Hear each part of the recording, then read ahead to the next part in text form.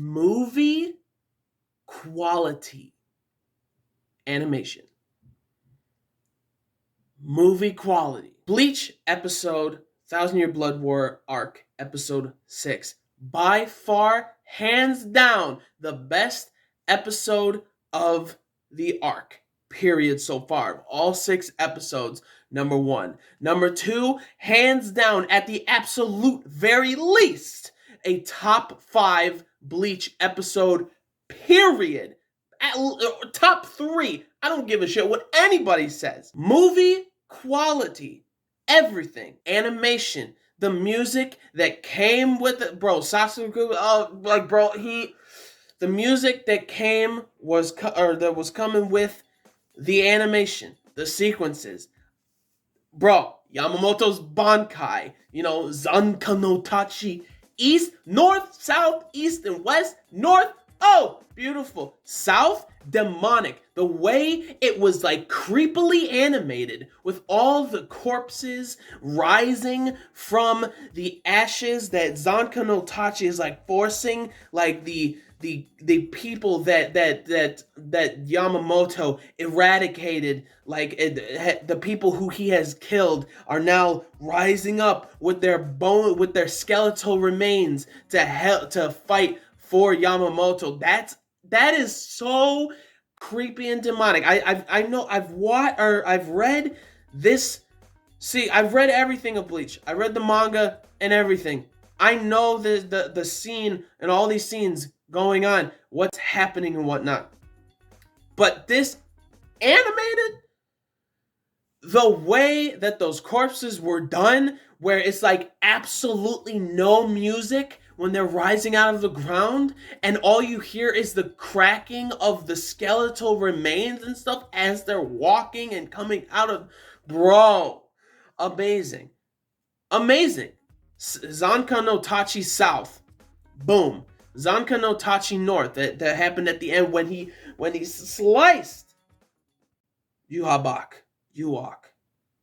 quote unquote, north, right? South. Zanka no Tachi East, bro. Zanka no Tachi East, that one is absolute, I believe it's East. My favorite one, period. West, he engulfs himself in flames, which it was insane. Then you got obviously East from the first one. When he first uses his Bankai and it oh my god, it looks so good. His scorched sword blade looks so good. Like, it was just, I was just so happy that when he did it, everything was light. Everything was bright. Like, oh my god, it was so cool. Everything drying up, but everybody feeling it in the Soul Society, in the Serite. Oh, it's so cool to see them, like, feeling it and everything. And even before that, when he was just, like, clashing with Juhabak, before he released his Bankai, absolutely phenomenal, amazing. And the speed at which Yamamoto was fighting, and the way he, like, rose up and everything, like the animation of him just rising up from his flames, like floating in the air. Oh my gosh, it was so good. North, south, east, and west. Zanka no Tachi is the best bars. Like, for real, it was just absolute. Every single thing about this episode just screamed phenomenal. One of the best Bleach episodes, or the best Bleach 1000 Year Blood War episode so far, period, bar none. One of the absolute best Bleach episodes, period. Top 3, 100%, 1,000,000%. And top 3, or a top 5 at least, fight-wise. I'm telling you, this, I don't care about what anybody, like, this one episode with this fight better be, at the absolute very least, it better be nominated for Fight of the Year. This episode wasn't just fight of the year. This episode was anime episode of the year, period. Out of all the shows that I've watched, or out of any shows in general, this episode was the episode for like just an anime episode of the year. Amazing.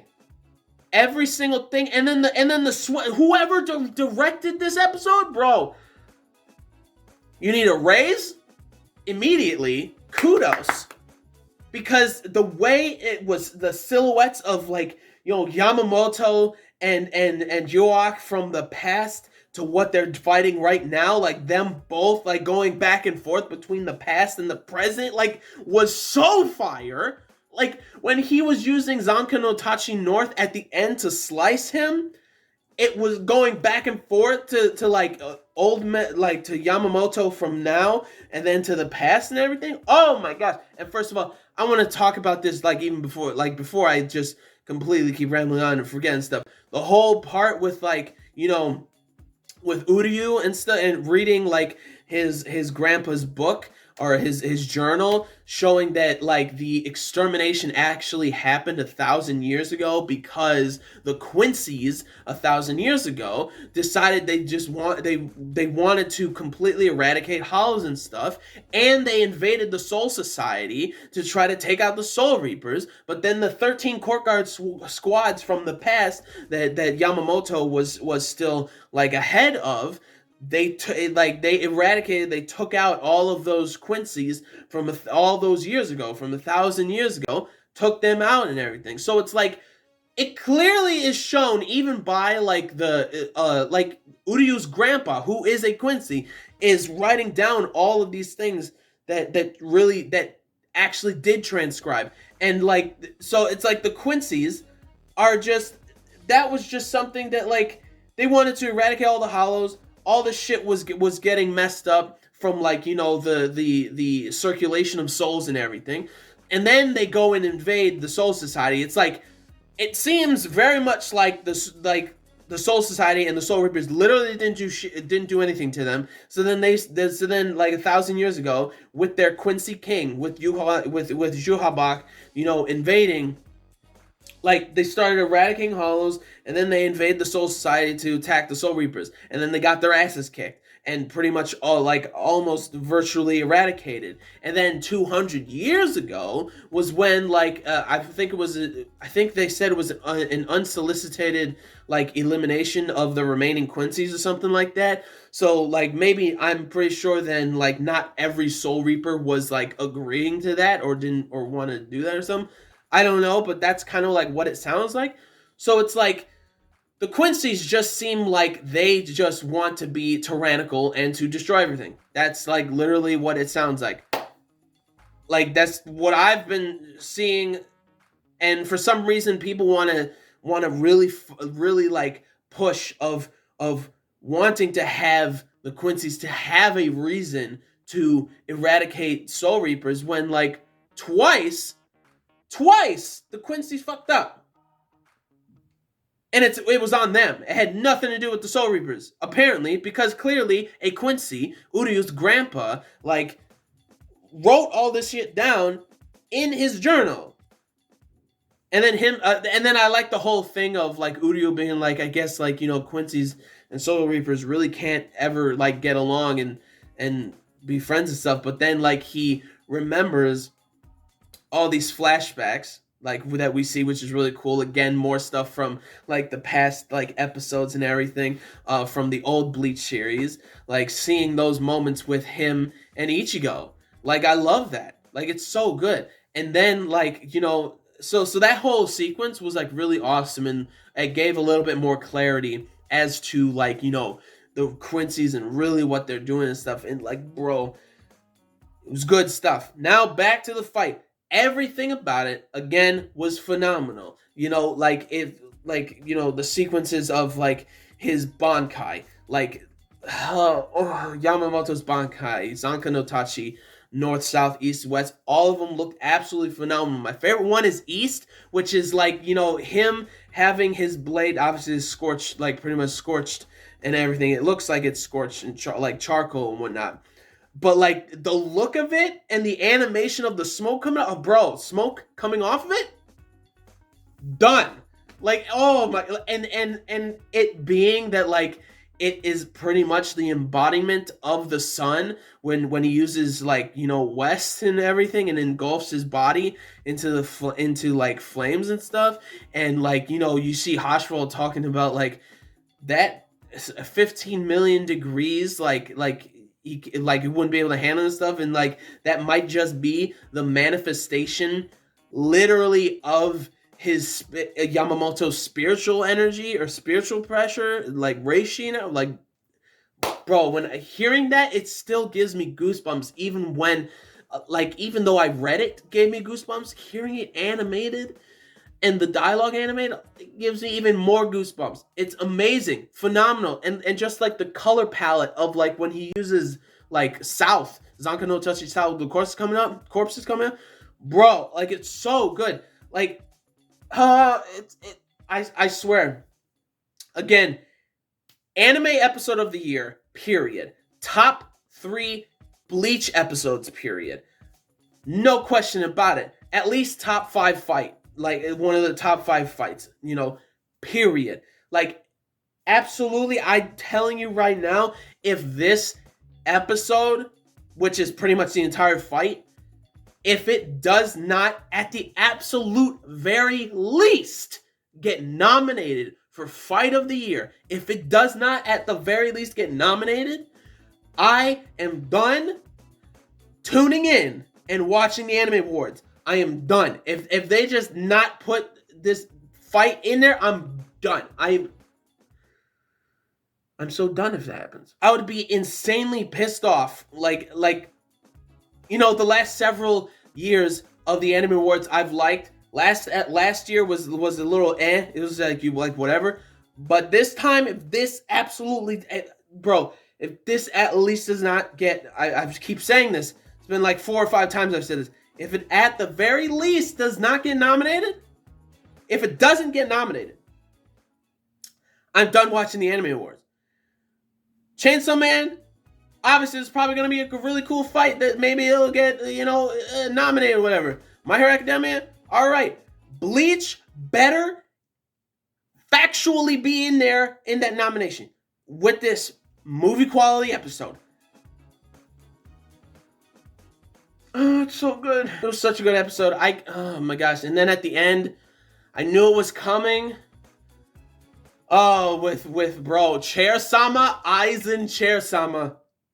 Amazing. Phenomenal. Him talking with Juhabak and stuff, and him and Juhabak talking about like the Hogyoku like still being like infused with Aizen and everything, which is interesting that he knows about the Hogyoku too and stuff, but like obviously Juhabak knows like pretty much like literally everything and stuff. So like the moment Yamamoto like stops his Bankai and it's done, and then like the guy on the ground starts talking like I'm so sorry that I couldn't do what you told me to do, and Yamamoto's like, wait, what? He's the leader.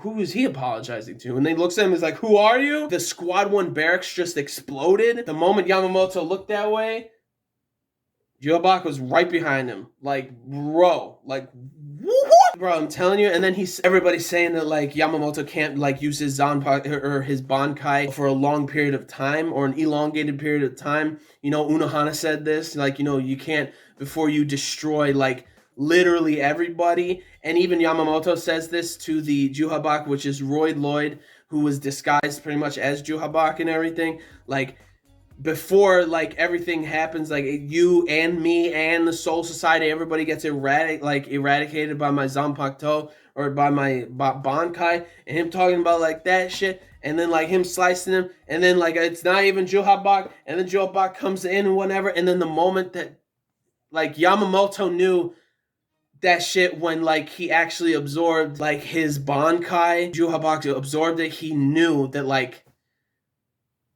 he's just like, fuck, man. Like, oh my gosh, it's so... I read it, and it was heartbreaking, but I still was not ready at all to see that ending for Yamamoto. And next episode is gonna be so... It's gonna feel so disrespectful in terms of like Juhabak, like his character is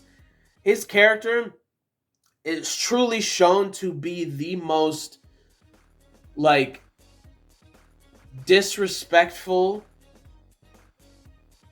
like attitude, period. like it's so weird to me that these Quincy's are like following him and stuff, but he quite literally does not care for any of them. You see that in the past with him standing on top of all of his people, just standing up there. Like he like just straight up using them, so then for like the means to an end. Like he quite literally does not care about all of them, and yet for some weird reason the Quincy's follow him and are always like, thank you, His Majesty. Like he even like blows up like Royd Lloyd like completely and his leg goes flying. And I'm like I don't know why I did that, but like at the same time, obviously I read it, but then it's like seeing this again, it's like, wow, this guy is the most what is it called? Like not arrogant, but like he's kind of arrogant, but he's like arrogant, disrespectful. Oh yeah, like in like a the most ungrateful, disrespectful character that you could imagine ever for a villain. Like he is a literal villain. Like nobody, like even the Soul Reapers, like it's insane. Seeing the past going with the present time and stuff, and the like Yamamoto got the one up, or the 13 Court Guard squads with Yamamoto got the one up, and then you see Sasakibe kind of like on top of like the little mound or whatever, looking down. Like that was like really cool to see. Like seeing that like Yamamoto in the past beat him, and then this time it's like the only way it feels like Juhabak was able to actually even ever beat Yamamoto is because tricking Yamamoto is literally the only way that you can beat him. And you know, the more that I think about it, like reliving this fight, and then at the end what happened, like the aftermath and everything, when I read it and now we're like seeing it animated and stuff, the more that I, you know, obviously I'm okay with it, because the way Yamamoto goes out is well, he didn't go out or whatever, but like him, like, you know, Yamamoto getting, you know, cut and everything, like, you know, by Juhabak, and him, Juhabak getting the better of him at the end and stuff. Like it, for me, it is a true testament to how much of a monster or like a demon that Yamamoto, or like how terrifying Yamamoto is, that the only way that you could actually beat him is to either have several steps ahead of time like Aizen, or to completely trick him, that where it's like completely unbeknownst to Yamamoto himself. Like those are the only ways that you can even compete or fight against Yamamoto in this sense. Like you cannot go completely one-on-one fighting Yamamoto in general. It just can't happen. He's one of those old man type of characters in anime where there are one of three ways that you handle these types of characters. There's only one of three ways that you can handle these types of characters, right? Number three is an insurmountable like number of odds, like an entire army trying to eradicate this guy, you know, take him out and everything. That's one way that you can actually combat this character to have like some sort of like epic ending, like sort of like Whitebeard. But Whitebeard is kind of like a combination of this one and then the number two reasoning for me, like on the list as to why like he like an old man type of character goes out in the way that they do. Like it's the only way that they can go out, right?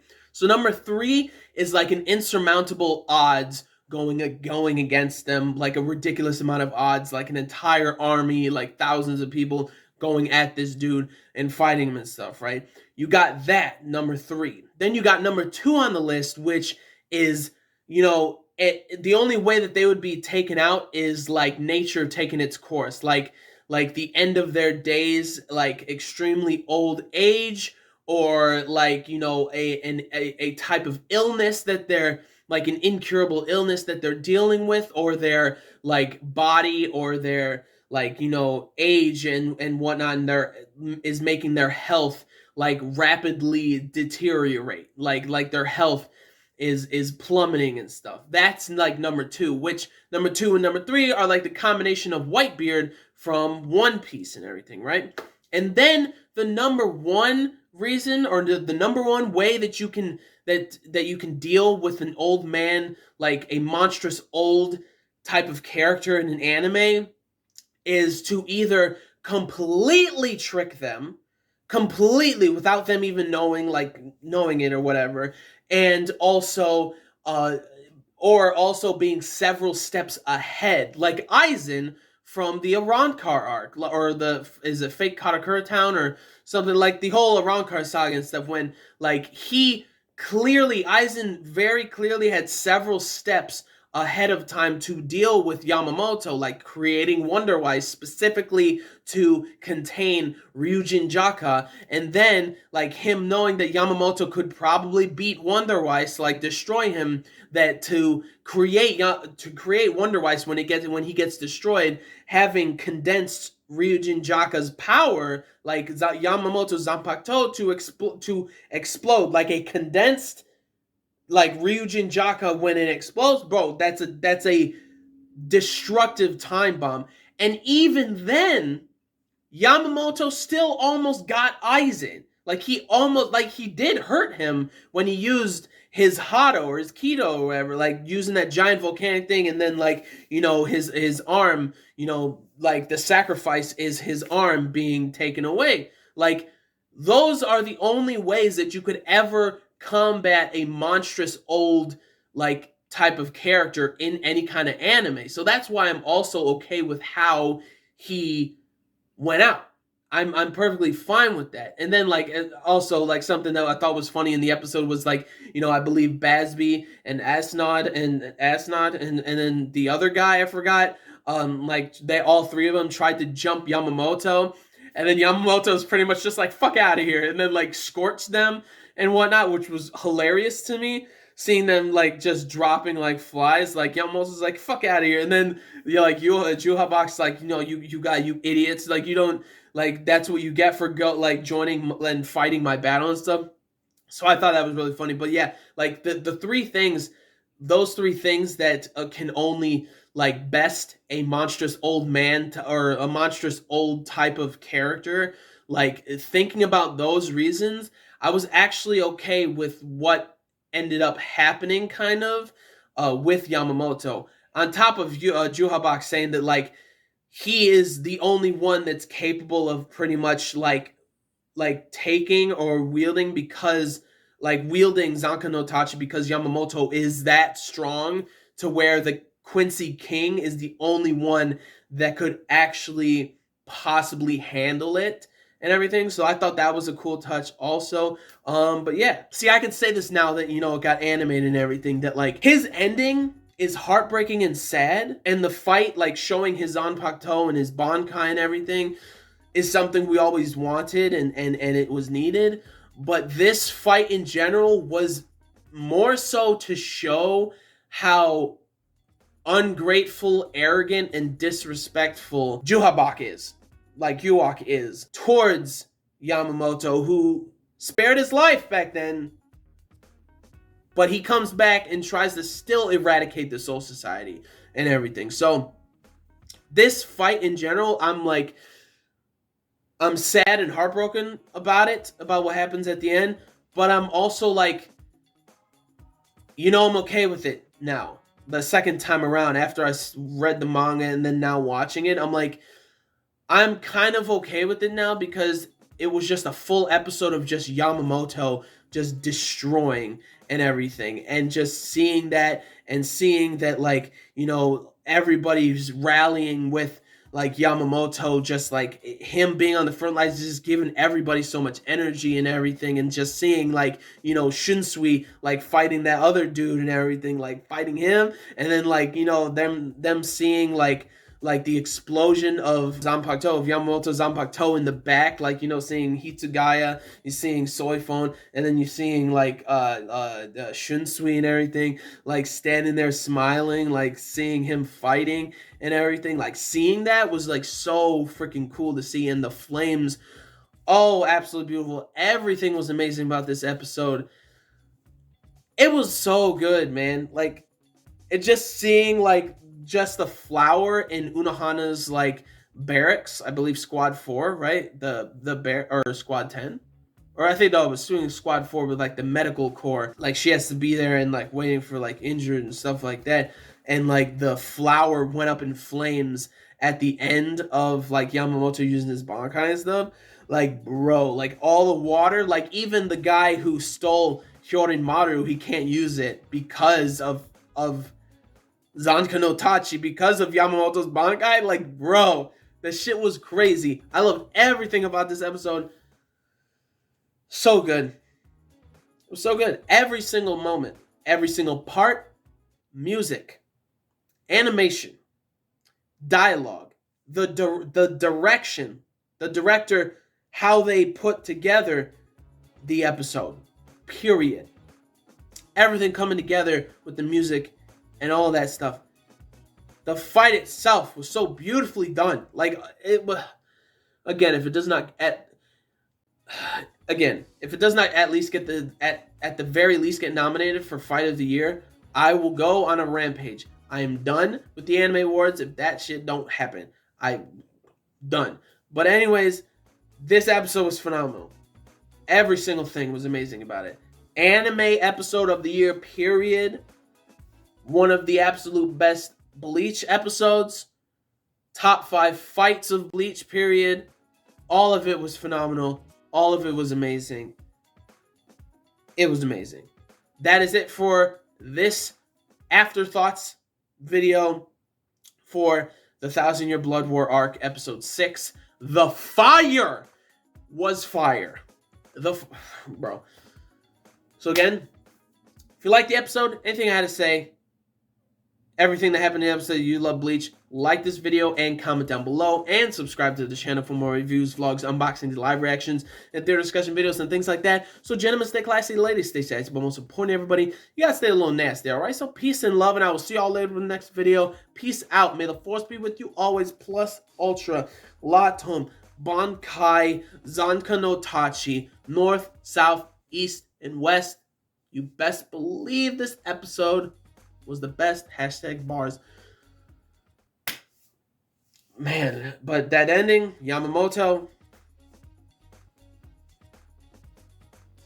Rest easy, my dude. Rest easy.